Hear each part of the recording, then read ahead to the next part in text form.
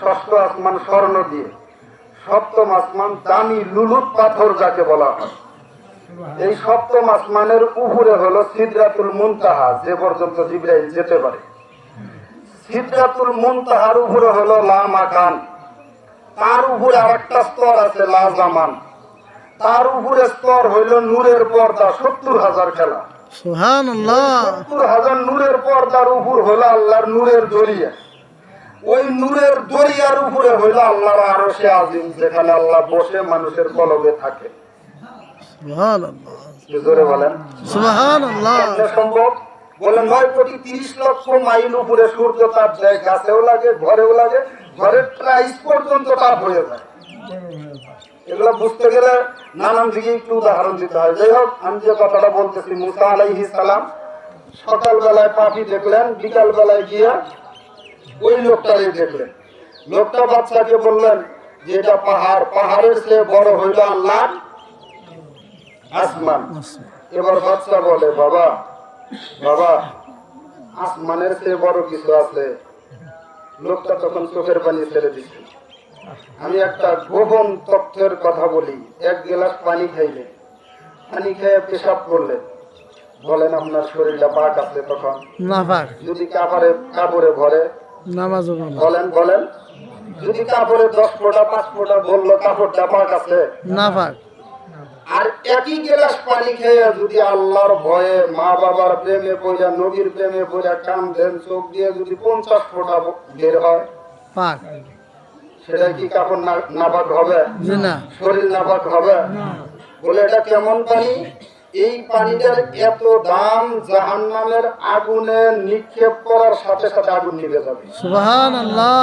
আগুন উল্টা কামতে থাকবে, আল্লাহ কি নিক্ষেপ করলে আমি সহ্য করতে। এই চোখ দিয়ে পানি কখন আসে? যখন মা হারাইছেন, বাবা হারাইছেন, বা নবীর প্রেম, আল্লাহর প্রেম, বা কষ্ট বেদনায়, নাকি গণ এই পানিটার দাম আছে না নাই? অথচ এই পানি ভিতরে যখন আছে তখন কিন্তু নামাজও চলতেছে, কোরআনও চলতেছে। আর যখন বের হয়েছে, পেশাব করছেন, তখন কিন্তু নামা। তো যাই হোক, মুসা আলাইহিস সালাম যে কথাটা জিজ্ঞাসা করছেন, ওই ছোট্ট সন্তানের বাবা বলতেছে, পাহাড়ের চেয়ে বড় কি? বলেন, পাহাড়ের চেয়ে বড়? আসমান। আসমানের চেয়ে বড় কি? সন্তান প্রশ্ন করছে, বাবা আসমানের চেয়ে বড় আরো কিছু আছে? তখন লোকটা বলছে, চোখের পানি ছেড়ে দিয়ে, বাবা আসমানের চেয়ে বড় হইল আমার গুনাহ। ছোট্ট বাচ্চাকে বলতেছে, বাবা আসমানের চেয়ে বড় হইল আমার গুনাহ, আমি এত গুনাহ করছি, আসমানের চেয়ে বেশি।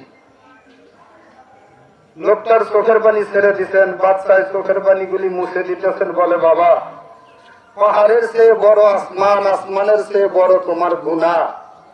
বাবা এবার বলো, তোমার গুনার চেয়েও কি বড় কিছু আছে? বাবা বলতেছে সন্তানকে, যে সন্তান আমার গুনার চেয়ে বড় হইল আল্লাহর ক্ষমার দরিয়া। সুবহানাল্লাহ। আল্লাহর ক্ষমার দরিয়াটা আমার গুনার চেয়েও বড়। আমার আল্লাহ যদি ইচ্ছা করেন, মাথা যতটুক দেখা যায় উকুন তার মধ্যে বিন্দু, যে আল্লাহ যদি ইচ্ছা করেন, তার রহমতের দরিয়ায় আমার গুনাহ মুহূর্তের মধ্যে ধুয়ে মুছে আল্লাহ পরিষ্কার করে দিতে পারে। সুবহানাল্লাহ। চোখের পানি ছেড়ে দিয়ে যখন তার গুনার কথা স্মরণ করতেছে আর বলতেছে, আল্লাহ আমি গুনাহ করব না, সাথে সাথে আল্লাহ ওই ব্যক্তিকে মাফ করছেন। মাফ করছেন তো করছেন, ওলি আল্লাহর খাতার মধ্যে নামটা বসাই দিচ্ছে। ওলিকে বলে, এই দেশের প্রধানমন্ত্রীর সাথে যিনি যোগাযোগ আছে, কথা বলার সুযোগ আছে, লোকটার দাম আছে। বলি আল্লাহ ওই ব্যক্তি যিনি আল্লাহর সাথে যোগাযোগ রাখেন। সুবহানাল্লাহ।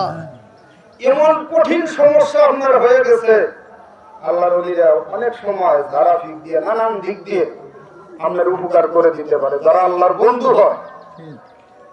কথা বুঝতে পারছেন? তাহলে এত গুনার পরে একটা গ্রামের সবচেয়ে বড় পাপী সকালে বিকালে কি? আল্লাহর বন্ধু। আমরা ইনশাআল্লাহ পারবো না আল্লাহর বন্ধু হওয়ার জন্য? ইনশাআল্লাহ।